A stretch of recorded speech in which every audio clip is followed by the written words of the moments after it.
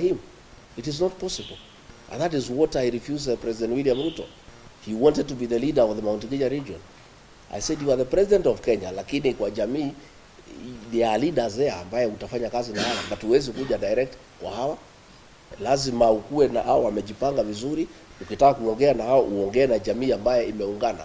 And he did not want that because he knows when we are united, 8, 9, 10 million votes, we are very strong, and it is not possible to shortchange us. So you as a region, please be united and have your own identity as a region. Na msiambiwe na watu ati ni mambo ya Kenya, ati ni ukabila, oh we want all Kenyans to be united. You know, when I have listened to the president, when he's talking about Kenya being united, what he means is Kenya being united behind him. That is what he means. Hii akiongea ati mambo ya Kenya kuungana, what he means is behind him. Kenya is not at war with anybody. All communities are working together. The people of Mlembe and others, we are friends. There is nothing to unite us. It's you to unite as a region so that you go and engage other regions who are also equally united. So, kibarua iko kwenu, my friend from the people. As you speak, do you think that the mountain is one? Because most of political analysts have said that the mountain is divided. Most of those analysts are not from that region. They don't understand that region.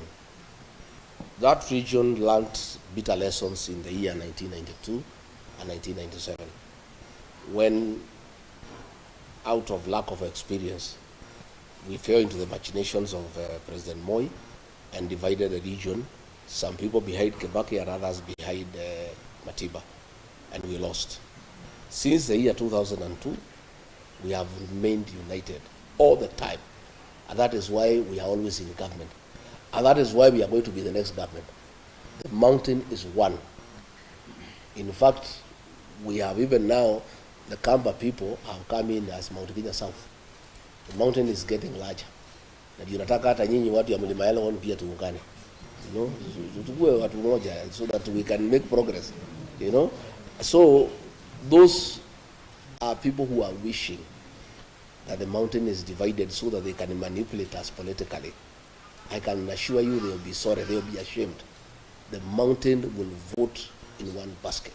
To a man, 99% they'll vote in one basket. Hiyo ingine ati kugawanya, you can divide leaders. Those leaders ambaye wanatumika na rais kugawanya watu ya mlima, none of them can go home for Christmas. That tells you. Viongozi wako, they are divided, some are in Mombasa, some are in Eldoret, others in Nairobi. None of them can go to the mountain because the mountain itself is solid. And it has said those are traitors to the community. They cannot go home because they are being used by the president to divide the community. And the community has refused. I want to ask the people of Western to have unity of purpose, to be one as Western region. The 4 counties, plus your diaspora in Nairobi and Mombasa, talk as one. Put together 5 million votes and agree to come out on the voting day. And I can assure you, if you do that, you will be in government for eternity. You will never be out of government. But if you continue being divided and you continue dealing with national matters through proxy, through a third party, where will you go as a region? And don't you have competent sons and daughters who can lead this region? Why do you need a third party to lead your community? You can just come directly to the national table as the Luya nation and bargain and negotiate your stake in whatever government that will be formed directly without going through a third party. Yes. There is a question about impeachment. Considering the laws that the impeachment are tracked, and you are the leader of the mountain, there is likely that you might not be eligible for that public office for another 10 years. Are you considering appointing any other person to push your agenda, political agenda on the table, or you are going to challenge that in court? I think let's cross the bridge when we reach there. The matter is in court and is ongoing. And irrespective of the outcome, I'm a leader in this country, and I have my own following, which has not been affected by the impeachment.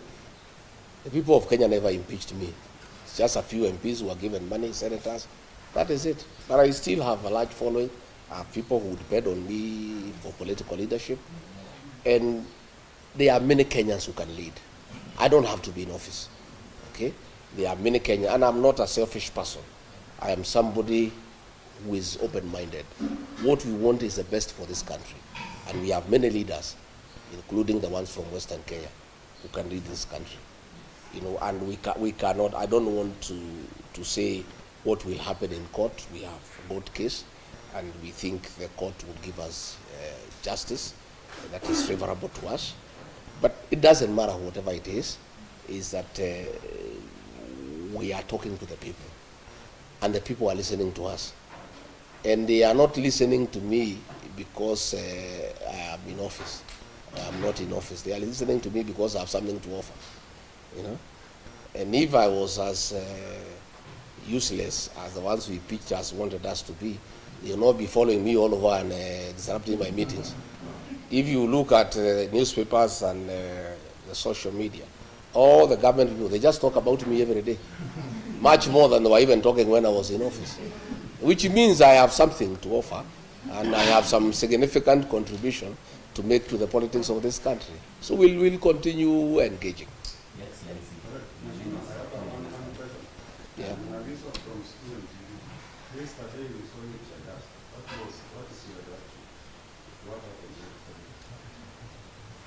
You know, we have a desperate regime that has lost favor with the people of Kenya. Desperate people do desperate things. A police officer threw tear gas at us. The meeting went on, and the people were dealt with by Wananchi. You know, Wananchi are protecting our meetings. Our Wananchi will not allow that kind of nonsense anywhere. So the meeting still went on. Nothing stopped the meeting. These are just desperate people. They have nothing to offer the people of Kenya. There are so many questions, abductions, they cannot answer. Cost of living, they cannot answer. Poor economic management, they cannot answer.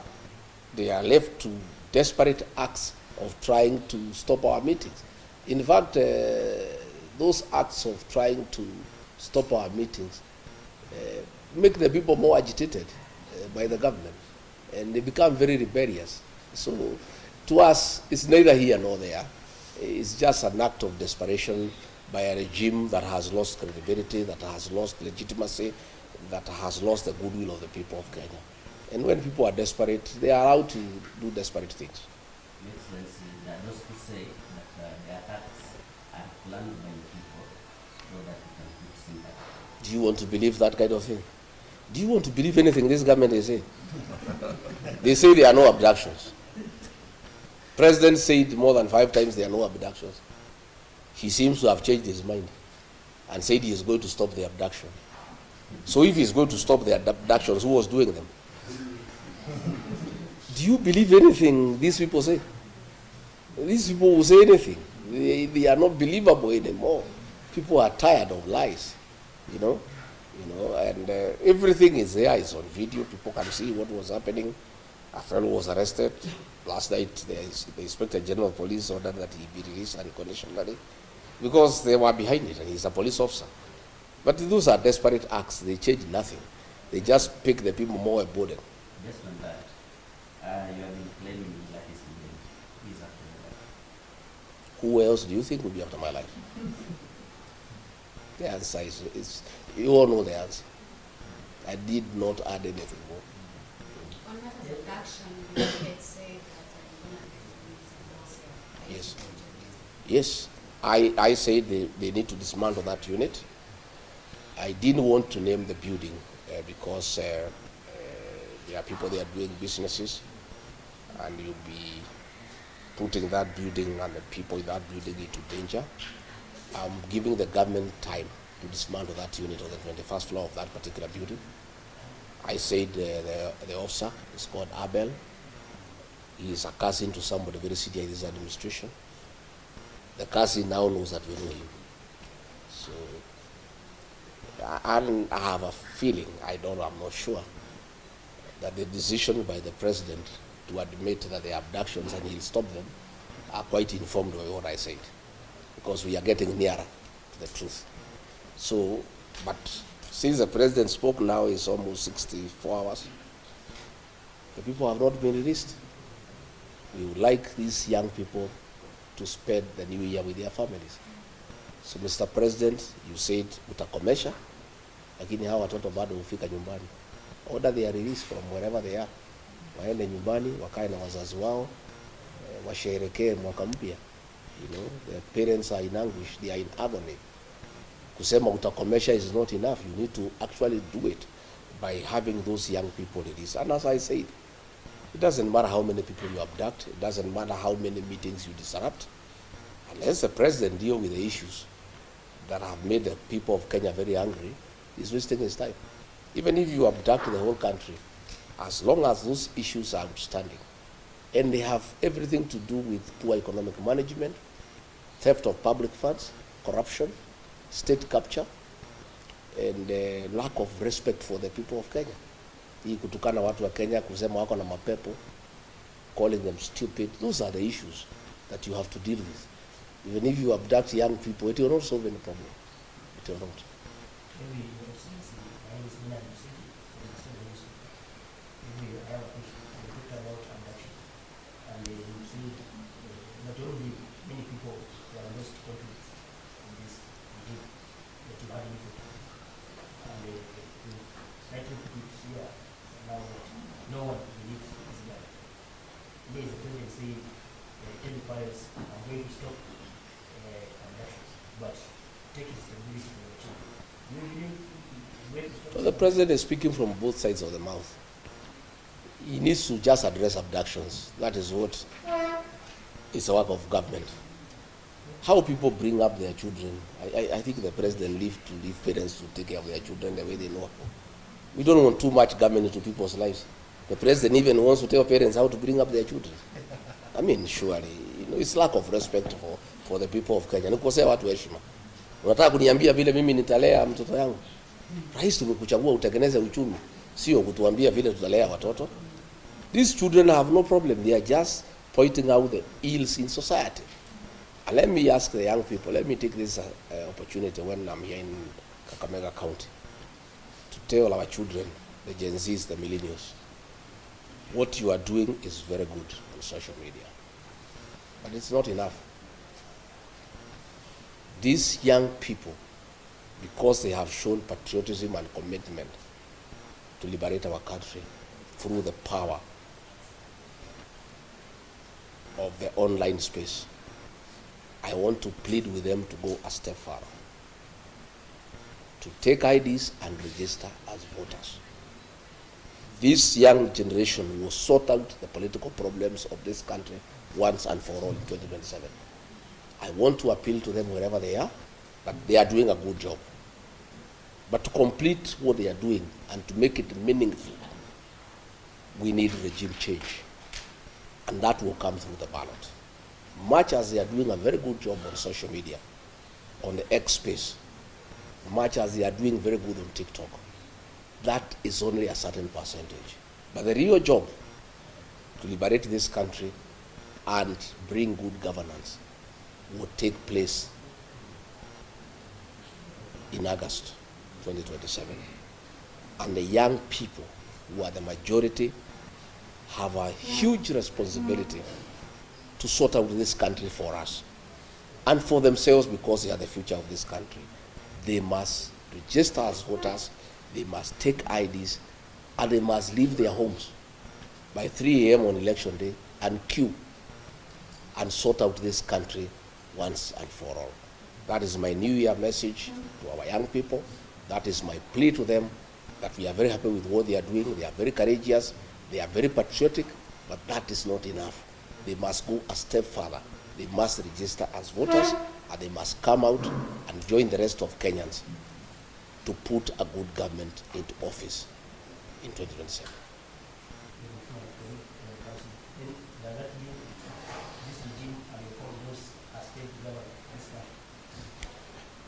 I think you have the answer.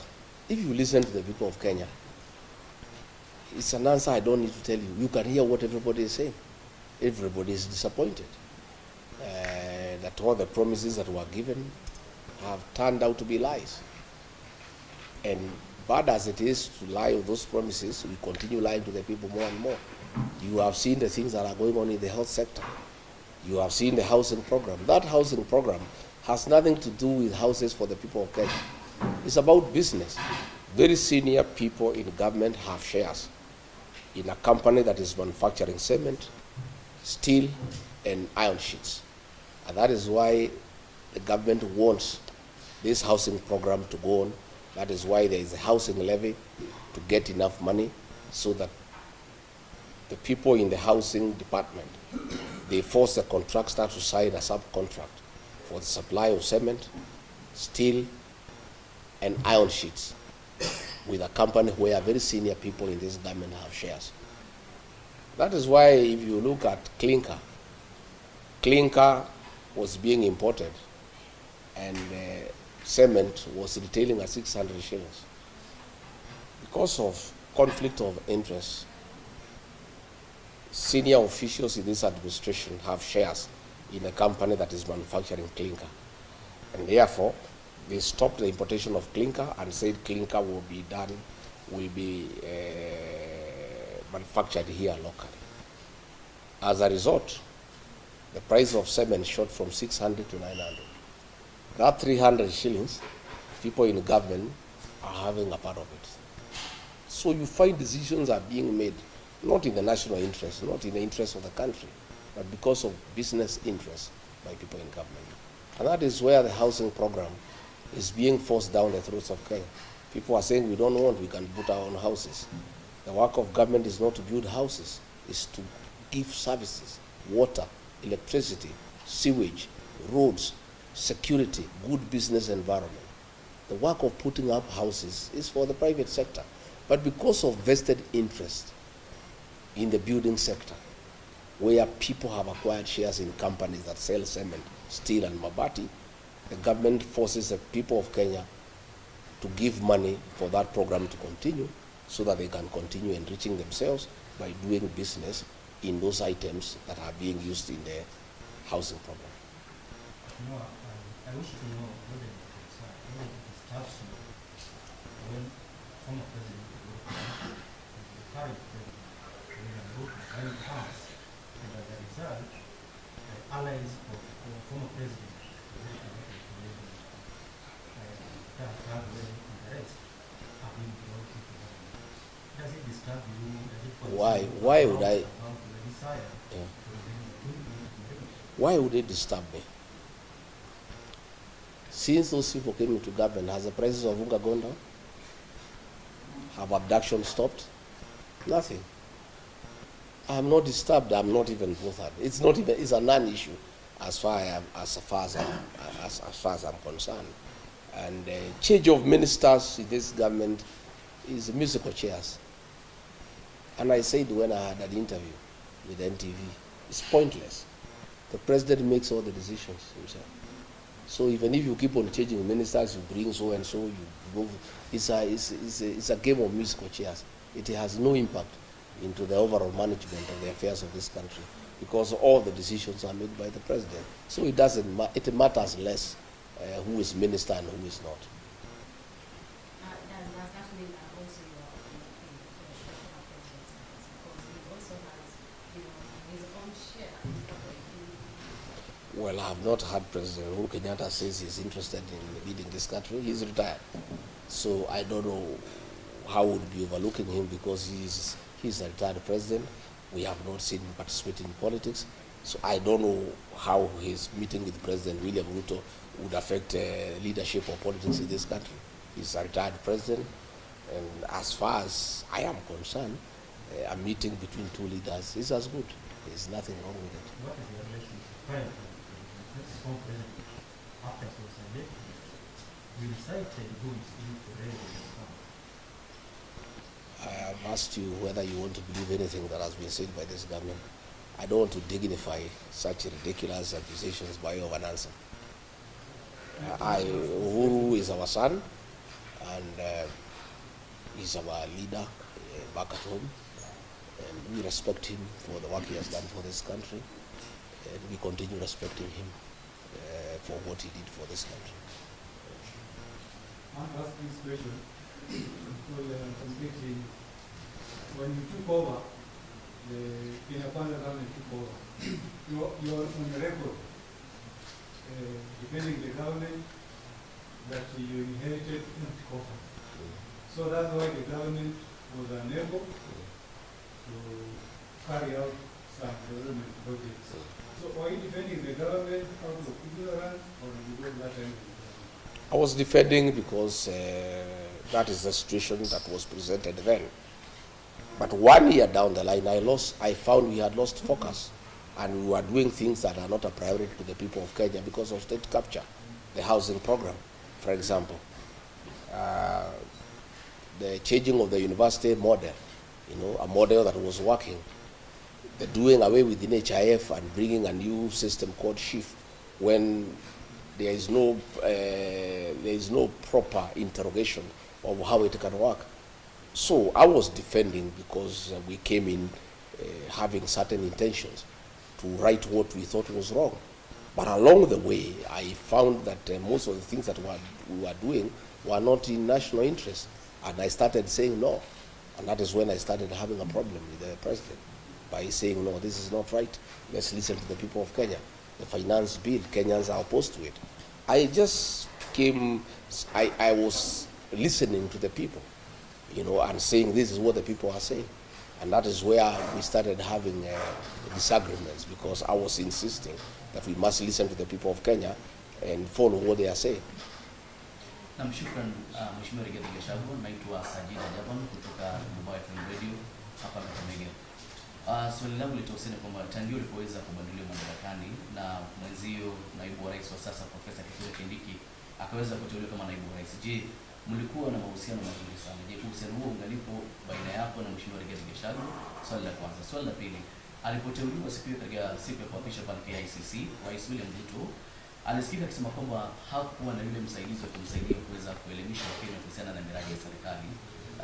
Tayari ushataja baadhi ya ajenda za serikali ya Kenya Kwanza. Je, kuweza kujua kuhusiana na miradi hii na baadaye tukapata sakata mbalimbali kama vile Adani, ni kipi ambacho ulikijua ambacho Wakenya hawakujua? Yes, I heard the president say that he was lonely at the presidency because there was nobody helping him to defend government programs. That is true. I was unable to defend most of them because I could not defend theft and corruption. I could not defend Adani. So I was unable to talk about the housing program because when I listened to the people of Kenya, they didn't think it's a priority. I was unable to defend the migration from NHIF to SHIFT because it's not working out well for the people of Kenya. Why I could not do it is because I was elected. I was not answerable to President William Ruto. I was answerable to the people of Kenya. So anything that the people of Kenya had a problem with, ordinarily when you are elected, you don't fight your own bosses, the people who elected you. Ndio mimi nikashindwa kwenda kutetea hizo miradi.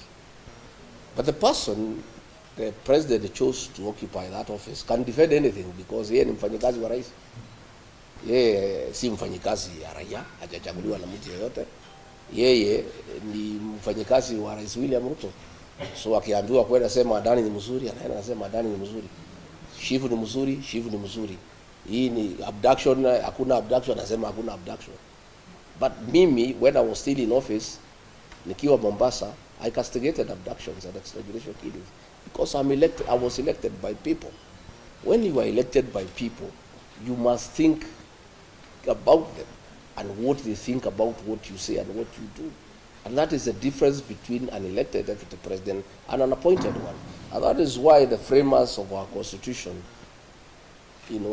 made it possible for a deputy president to be elected so that he can be talking for the people and can tell the president, no, this is wrong. But the situation we are having now, there is no difference between the president and the deputy. They are one and the same. So that was the situation. And I really ask the president to forgive me. I couldn't. You know, I was elected, so I couldn't defend corruption. I couldn't defend things that are against the people of Kenya. There was no way I could do it. But it is not because I'm a bad person, but it's because I was elected. And once you are elected, you must respect the people who have given you the job. Mwisho kabisa, kuna hili swala ambalo wanasema kwamba kuna baadhi ya viongozi wanasema kwamba ni wakati sasa uweze kuketi chini na kunyamaza ili kuweza kuzuia baadhi ya mashambulizi ambayo yanatokea kwa sasa. Na kauli ya mwisho pia nitakuuliza kuhusiana na kuna mpango wa serikali kuweza kuleta ile vaccination ya mifugo mwaka ujao. Kauli yako? Wale wanasema ni nyamaza si wafuasi wangu, ni watu ya serikali. Watu ya serikali wanitakie vema. So ukisikia wakikwambia unyamaze, ujue unafanya ile kitu nzuri, unaendelea. Because if they meant well for me, they would not have removed me from office. Why are they bothered? If I keep quiet, I am better off. Then why should they wish me well? Yeah, I cannot keep quiet because there are many issues to talk about. We cannot keep quiet when the people of Kenya are suffering, when our children are being abducted, when people are being overtaxed. We must speak because we are leaders. And I was not just speaking because I was in office, because I'm a leader in this country who was elected by the people. I must speak for them. Mambo ya vaccination tunauliza serikali ni sawa, lakini huwezi lazimisha chanjo kwa nguvu. Chukua muda uende ueleze wafugaji faida ya hiyo chanjo, na wakikubali chanjo itaendelea. Wakikataa, ukubali wamekataa kwa sababu ng'ombe ni yake, na huwezi lazimisha mtu kuhusu mambo ya ng'ombe yake. Ng'ombe ni yake, yeye ndiye mwenye kununua, yeye ndiye mwenye kulisha. The cow is this. You cannot do things by force. If you find people are saying no, don't insist. Listen to them. If they say they want the vaccination, go ahead. If they say they don't want, stop it. Kenya is a democracy, and that is why we have a constitution, and it allows people freedom of choice to decide what you want. And you cannot interfere with people's private lives. The cow is mine. I bought it. I'm the one who feeds it. I do what I want with my cow. The government cannot force me to vaccinate my cow if I am not interested, or if you are not convinced me that is the right thing to do. Ile kitu iko inasumbua Kenya hii ni kiburi, ni kulazimisha watu. Nataka kulazimisha watu kila kitu kwa nguvu. Hiyo ni mambo ambayo haiwezekani, imepitwa na wakati. Ndoa yako na Rais William Ruto kwa ndoa wengi sana tulikuwa tukaingia mchana, na baadaye kidogo wengi wakawa wanasema kwamba kile kitu ambacho kilifanya ukaondolewa mamlakani ni Gen-Z, maandamano ya Gen-Z. Wengi wanasema kwamba you have been behind it, you have been funding Gen-Z protest. Is it true? Sifikiri hiyo ni sababu ya ukweli. It's not true. I defended Gen-Z when the president called them criminals, because I don't think they are criminals. I think they are our sons and daughters, and I think they are legitimate concerns. The fact that I defended them does not mean that I sponsored them or funded them, or I'm their leader. And by the way, I wouldn't mind being their leader. Politically, if the Gen-Z are behind you, you are very strong politically. It's the wish of any leader in this country for Gen-Zs to be behind you. So it's a good wish for me. If the Gen-Z can agree to be behind me, I'll be a very happy person. They did not remove me because of that. They refused me because I refuse to support corruption. I refuse to support economic mismanagement of this country. I refuse the president to divide my region, the Mount Kenya region, for political expediency. I said he cannot divide them. Those are the issues. And I refuse to be a yes man, say yes to everything. Those are the issues. Anything to do with the Gen-Z or the shareholding or his tribal, that is just talk. But the real thing is that I would not be party to some of the things that the government was doing. Asante Last sana. we've seen you in, The last question, please. correct? We've seen you in the procedure for opposition leaders. Is there anything you look for opening? Are you going to form another opposition coalition? I think if you listen to me speak, I said, we are all working towards liberating this country, but every leader has a responsibility to put his people together. I am putting my people together. Eugene and others are putting their people together. Everybody, once that has been done, we'll be having a conversation in the new year, how do we now come up with a formula of how to come up with responsible leadership that will be responsive to the needs of the people of this country. So this is an ongoing conversation. It's a process. It takes time, but I can assure you that we have patriotic men and women in this country who will do whatever it is, who will sacrifice a lot to make sure that we get the right governance into place for the benefit of the people of this good country. Asante sana kwa muda wako. Asante. Karibu tena Mlenge Nation. Kile kitu ambacho ningependa kuambia kwamba kuna a lot of local and TV and radio stations, national TV stations as well around. So the truth will run and kile tasikika kwingine akisema yale yote ambayo ameweza kusema hapa, lakini thank you so much on behalf of the panelists, the wote wameuliza maswali na all the media stations represented. Karibu sana. Asante sana. Na mimi nimeshukuru sana, nimetakia nyinyi sikukuu njema na mwaka mpya wenye mafanaka kubwa. Na hii Western mtakuwa mkiniona from time to time. Asante. Hii ni mlima hii. Labda mheshimiwa Liji nasema tu jambo kama host. Yes. I need to. But it's easier to.